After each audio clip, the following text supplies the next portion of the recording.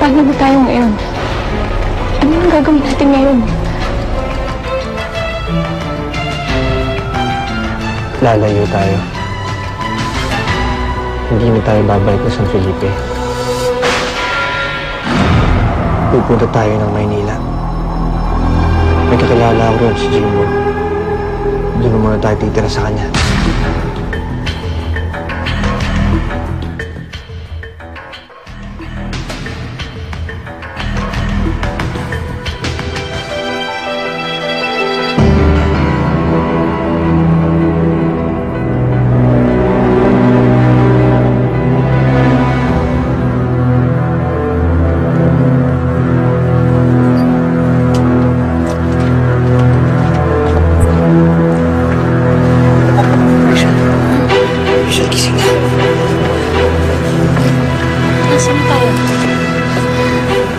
Sa Maynila na tayo. Malaya na tayo. Teka na.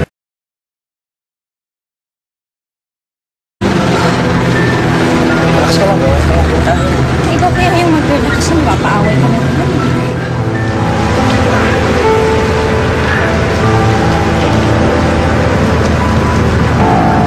T-shirt. Ayos ka lang, bro. Medyo pagod mo sa kainaan. Buti pa, pahinga muna tayo. Kung hindi pa titila to eh.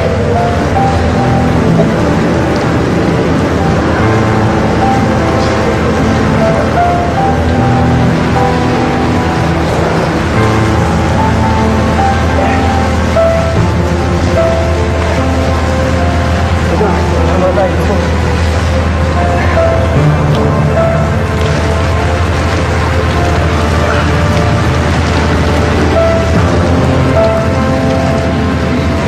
Pasensya ka na.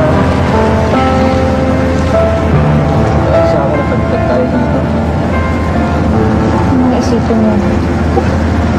Ang importante, kasama tayong dalawa.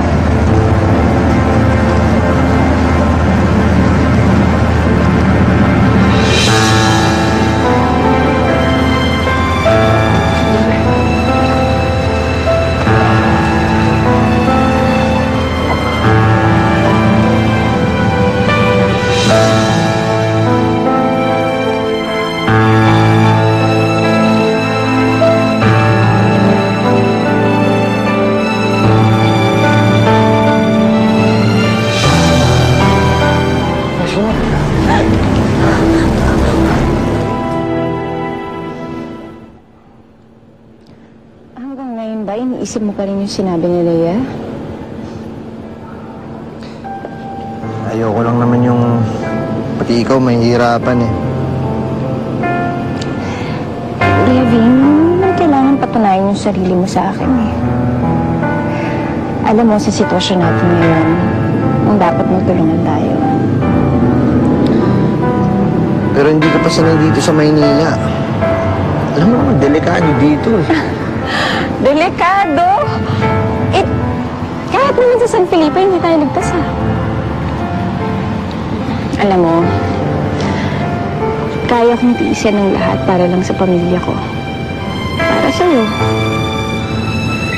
Hindi naman ako papayag na nakatunganga lang ako habang nagtatrabaho ka para buhayin ako. O sige, basta ito yung ipangako mo sa akin. Pag nakahanap na ako ng malaki-laking pera at maayos na tayo, titigil ka na sa pagtatrabaho mo. Sabi mo yan, ha? Siyempre gusto ko, bahay ka na lang. Mag-aalaga ka na lang ng mga maliliit at makukulit na Levi. Mga maliliit at bakit? Ilan ba gusto mong Levi?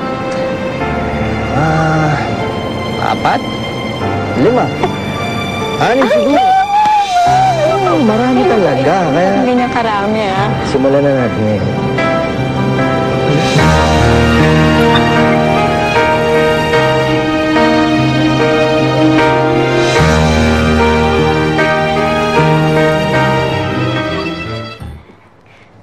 Basta, ikwento mo sa akin kung ano nangyari sa trabaho mo, ha? ka ba?